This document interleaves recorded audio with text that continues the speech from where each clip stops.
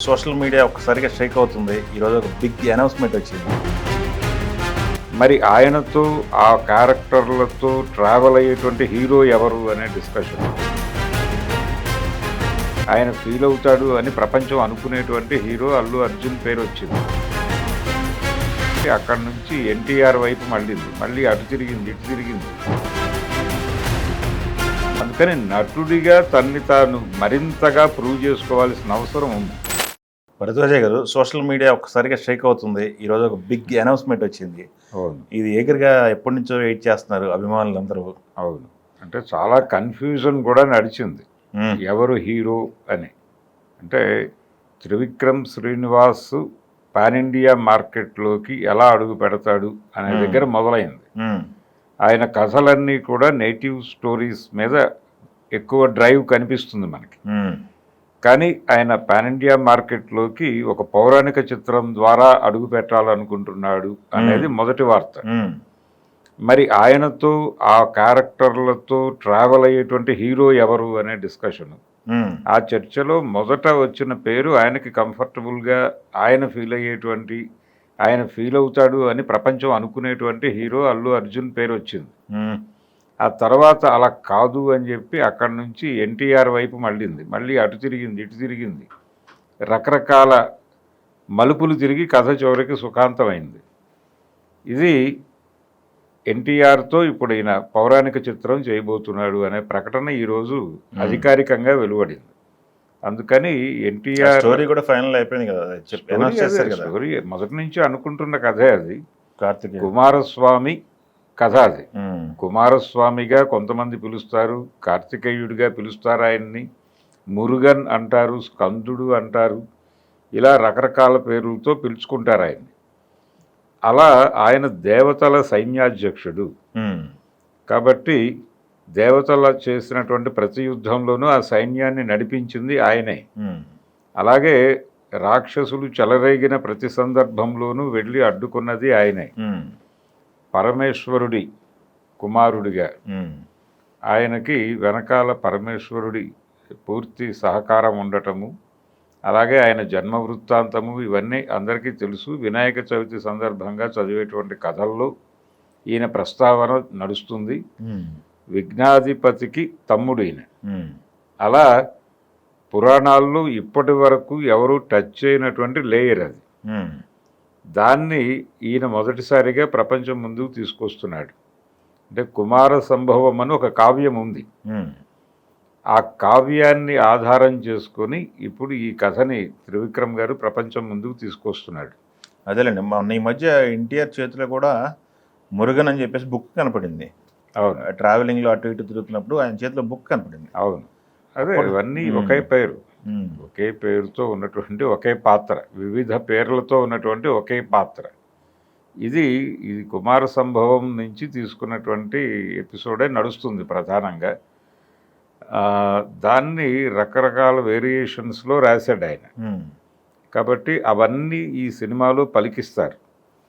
నిజానికి మనకి పౌరాణిక చిత్రాలు ఉంటాయా ఉండవా అనేటువంటి ఒక చర్చ జరుగుతున్న సందర్భంలో తెలుగు తెర నుంచే వస్తే రిలయబుల్ పౌరాణికాలు రావాలి అనేది మొదటి నుంచి ఉన్నటువంటి ఇమేజ్.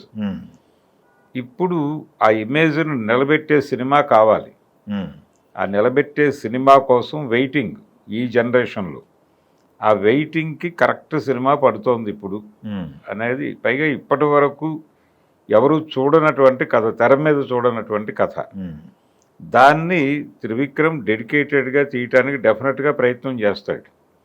ఈ ప్రయత్నంలో భాగంగా అంటే తెలుగు తెరకి దొరికినటువంటి మరో కమలాకర కామేశ్వరరావు అనేటువంటి పేరేవైనా ఆయన ప్రేక్షకుల నుంచి సంపాదించుకునే అవకాశం ఉందా అనేది ఒక కీలక అంశం. ఓకే, ఆయన ఆల్రెడీ ఆ పనిలో ఉన్నాడనేది ఈరోజు ఆయన చేసినటువంటి ట్వీట్లో అర్థమైంది. అంటే షణ్ముఖుడు నాతో రాయించినటువంటి ఇది అనుకున్న తర్వాత నాకు తెలియకుండానే నేను పెద్దగా దాని యందు శ్రద్ధ ఉన్నవాడిని కాదు, పద్యాలు అలాగే నాకు దానికి సంబంధించిన ఛందస్సు వ్యాకరణము ఏమీ తెలియదు, కానీ నా చేత కూడా ఇలాంటి పద్యాలు రాసే పరిస్థితి తీసుకొచ్చేసాడు ఆయన. నేను రాయగలుగుతున్నాను ఆ క్వాలిటీ నాలో ఉంది అనే విషయం నాకే తెలిసి నేనే ఆశ్చర్యపోయే పరిస్థితి. దీనికి కారణం ఆయనే అని చెబుతూ ఇక్కడ ఒక దైవ కృపతో ఒక ఆశీర్వాదంతో మేము ఈ సినిమా చేస్తున్నాము అనే ఒక వాతావరణాన్ని ఆ ట్వీట్ ద్వారా కల్పించాడు ఆయన. కల్పించాడు. అది నెమ్మదిగా అభిమానుల్లోకి క్యారీ ఫార్వర్డ్ అయింది ఆ కరెంటు. అవును, వాళ్ళు ఇప్పుడు చాలా వెయిటింగు.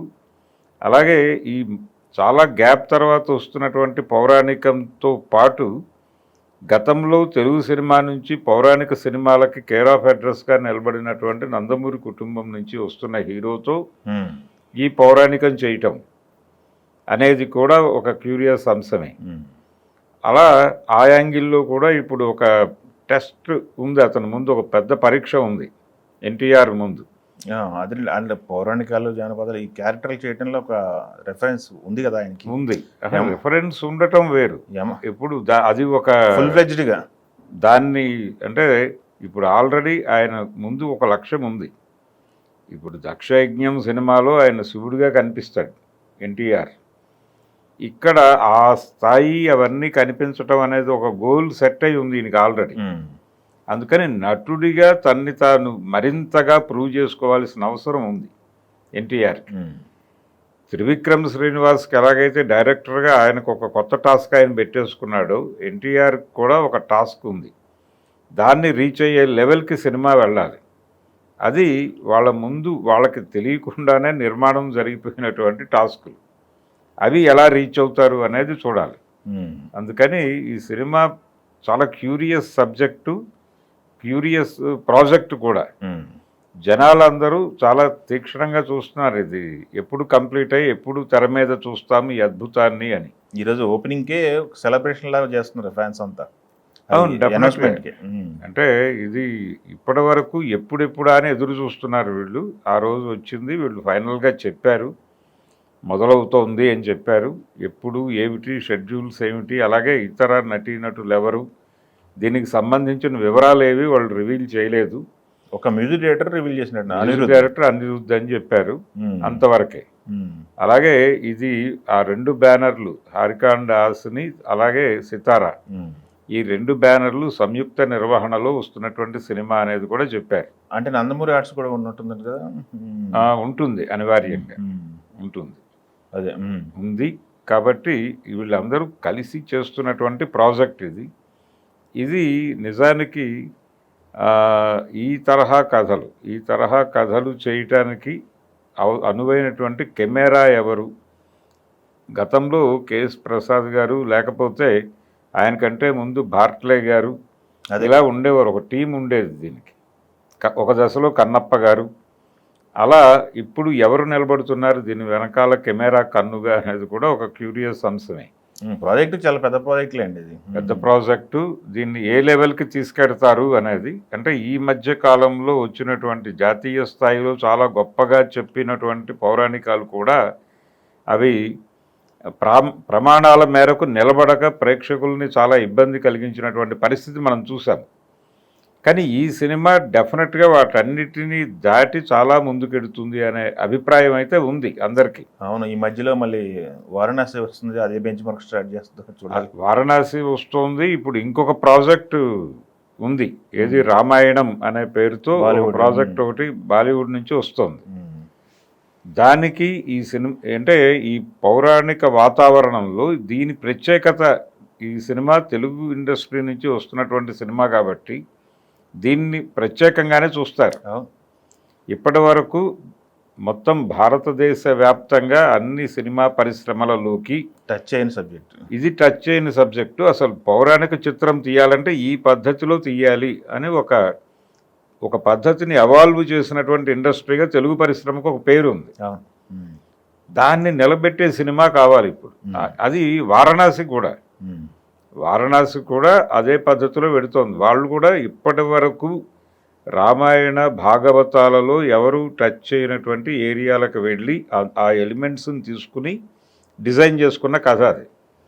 అంటే రొటీన్గా రామాయణము, రొటీన్గా భాగవతము, లేకపోతే భారతంలో ఎపిసోడ్స్ చెప్పి ఇప్పటి ప్రేక్షకుల్ని రంజింపజేయటం అనే ఒక సొంత టాస్క్ పెట్టుకోవడం కన్నా కూడా ఇప్పటి వరకు ఎవరు టచ్ చేయనటువంటి అంశాలతో ప్రేక్షకాదరణ పొందటం అనేది చాలా కన్వీనియంట్గా ఉంటుంది. రెండోది వాళ్ళకు కూడా థియేటర్లో కొత్తగా అనిపిస్తుంది, పాత రెఫరెన్సులు ఉండవు. కాబట్టి ఆ తరహా పద్ధతిలో వాళ్ళు ప్రయాణం చేస్తున్నారు. అలాగే త్రివిక్రమ్ కూడా ఆ పద్ధతిలో దీన్ని ఎంచుకున్నాడు. ఎంచుకుని దీన్ని ఎలా జనాలకి కనెక్ట్ చెయ్యాలి అనేది ఆయన ఆల్రెడీ కసరత్తు చేశాడు. అది వర్కౌట్ అయింది. వర్కౌట్ అయిన తర్వాతే ఈ అధికారిక ప్రకటన వచ్చింది. ఆదర్శ కుటుంబం అయింది, అయిపోయింది, ఫైనల్ స్టేజ్లో ఉన్నాడు కదా. అవును, ఓకే. ఈయన డ్రాగన్ కంప్లీట్ చేయాలి ఎన్టీఆర్ గారు. అవును, డ్రాగన్ కంప్లీట్ చేయాలి. దేవరా పరిస్థితి ఏంటో తెలియదు, ఆయనేమో ఆ ప్రాజెక్ట్లో ఉన్నాడు. ఇక దేవరా పరిస్థితి ఇప్పట్లో లేదులేండి నాకు తెలిసి. ఇక నెమ్మదిగా వీళ్ళు డ్రాగన్ కంక్లూడ్ అయిపోగానే ఆయన ఈ ప్రాజెక్ట్లోకి వచ్చేస్తాడు.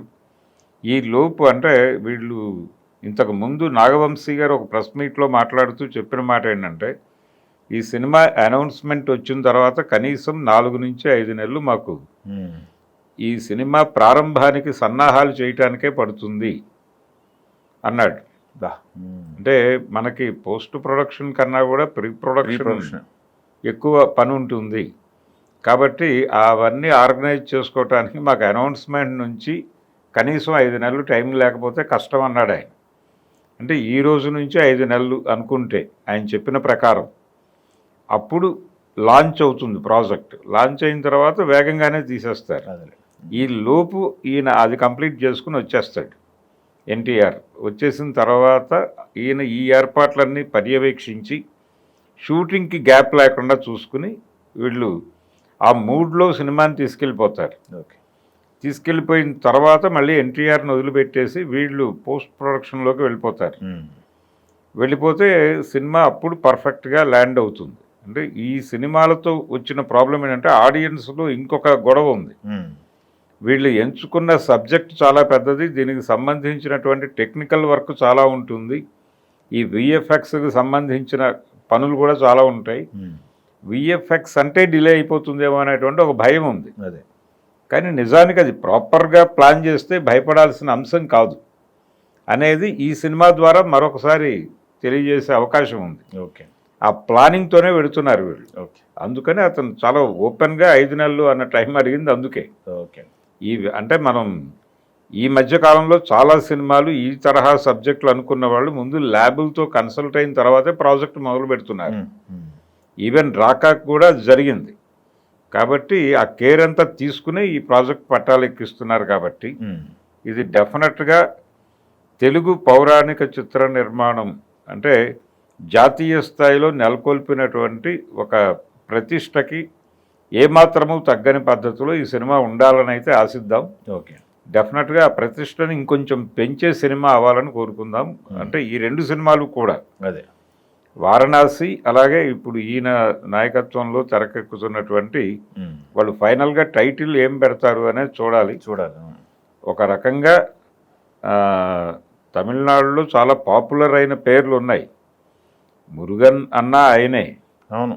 కాబట్టి స్కంద అన్న ఆయనే, ఏ పేరుతోనైనా పిలవచ్చు ఆయన్ని. కాబట్టి అనేది ఇప్పుడు ప్రస్తుతానికి ఒక టెంటేటివ్ టైటిల్ అన్నారు. సర్కిల్లో నడుస్తోంది.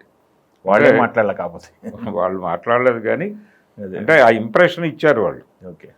దేవతల సైన్యాధ్యక్షుడు అంతే. అంటే అది దాన్ని లీడ్ తీసుకొని వీళ్ళు ఈ టైటిల్స్ అన్నీ క్రియేట్ చేశారు. ఓకే. ఆయనకి ఎలాగూ మాస్తో కలిపి ఒక టైటిల్ ఉంది, దాన్ని తీసుకొచ్చి ఇక్కడ వార్ లింక్ చేయటం ద్వారా ఈ కొత్త పదబంధాన్ని క్రియేట్ చేసి నడుపుతున్నారు. ఇది వెళ్తుంది, జనంలోకి వెళ్తుంది. Curious project. త్రివిక్రమ్ శ్రీనివాస్ తనని తాను పాన్ ఇండియా మార్కెట్కి ఇంట్రడ్యూస్ చేసుకోవటానికి చాలా కసరత్తు తర్వాత ఎంపిక చేసుకున్న సబ్జెక్ట్ కాబట్టి తన ఎక్స్పాన్షను ఎన్టీఆర్తో కలిసి ప్రయాణము ఇది డెఫినెట్గా ఇద్దరికీ ఉపయోగపడే ప్రాజెక్టే అవుతుంది. Okay, thank you.